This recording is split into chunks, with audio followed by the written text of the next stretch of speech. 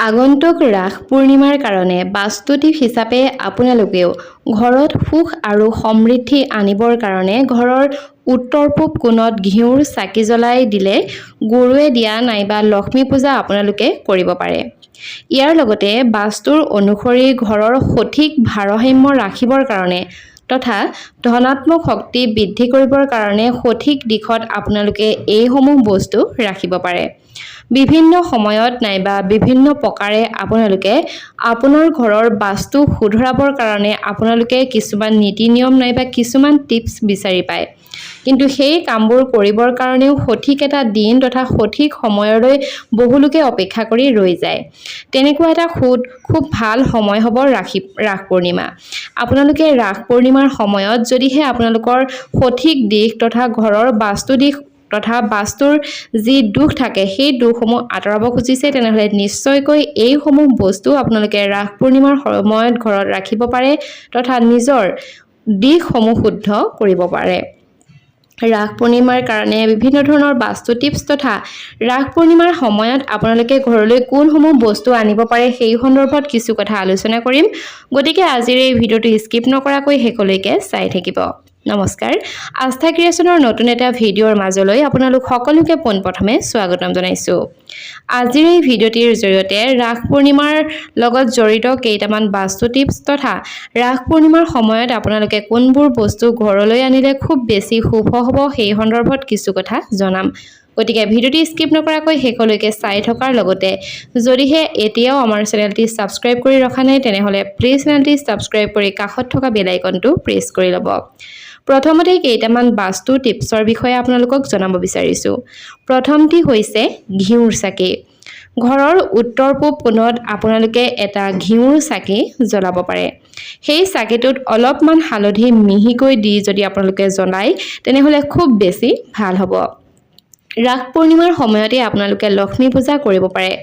ঘৰত লক্ষ্মীৰ আশীৰ্বাদ পাবৰ কাৰণে এই তিথিত আপোনালোকে লক্ষ্মী পূজা কৰিলেও শুভ ফল লাভ কৰিব।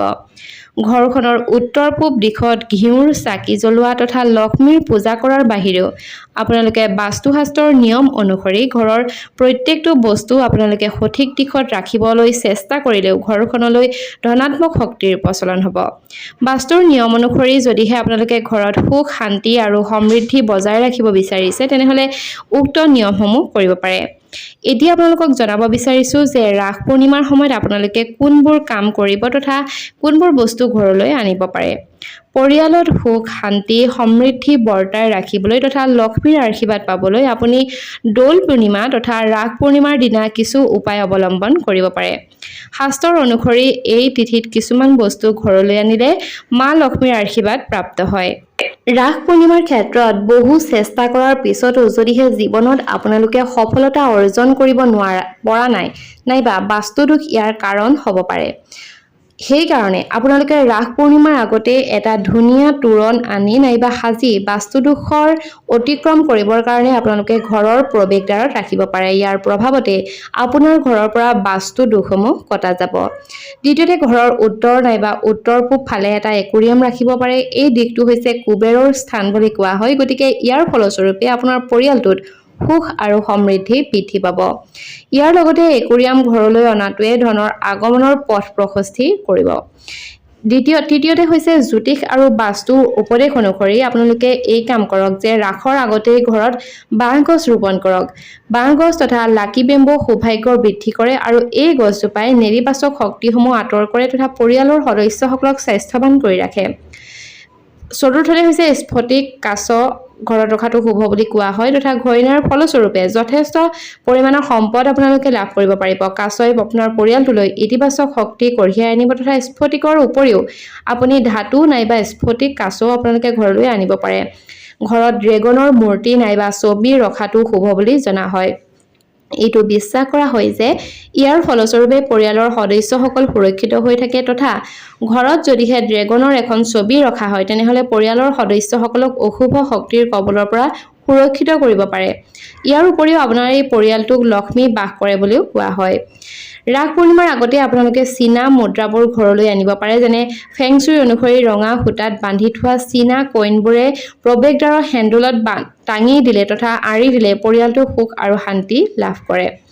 গতিকে ইয়াৰ পিছতে আপোনালোকে 7 নম্বৰবিধ বস্তু হৈছে যে ঘৰত পৱন ঘণ্টি নাইবা বিঞ্চ চাইম আপোনালোকে ৰাখিব পাৰে। পৱন ঘণ্টাৰ 5 বা 7টা নাইবা 11টা লাঠি প্ৰয়োগ কৰক। বিশ্বাস অনুসৰি লক্ষ্মী ইয়াৰ মিঠা মিঠা শব্দৰ দ্বাৰা আকৰ্ষিত হয়, লগতে ঘৰৰ পৰা সকলো ঋণাত্মক শক্তি আঁতৰ হোৱাটো সহায় কৰে। গতিকে এই 7টা বস্তু আপোনালোকে ৰাস পূৰ্ণিমাৰ আগতে তথা আজিৰে পৰা ক্ৰয় কৰিবলৈ নাপাহৰিব। যদিহে ভিডিঅ'টি চাই ভাল পালে তেনেহ'লে নিশ্চয়কৈ ভিডিঅ'টোত এটা লাইক কৰিব। আপোনাৰ বন্ধুসকলৰ লগত আজিৰ এই ভিডিঅ'টো শ্বেয়াৰ কৰিব। তেনেহ'লে আজিলৈ আহিছোঁ, ধন্যবাদ।